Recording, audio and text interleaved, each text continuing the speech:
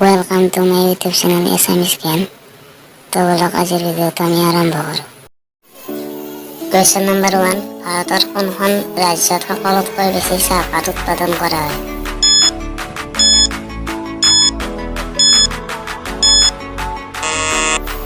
Answer B, অসমত। Question number 2, বাল্যকালত Gautam বুদ্ধৰ নাম কি আছিল?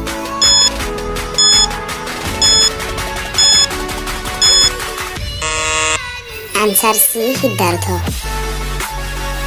Question number 3, বেডমিণ্টন খেলত কেইজন খেলুৱৈ থাকে?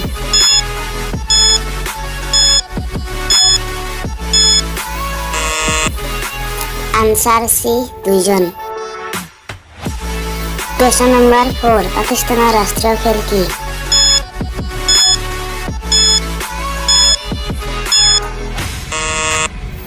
Answer B, hockey. Question number 5, কোনখন দেশক সাপৰ দেশ বুলি কোৱা হয়?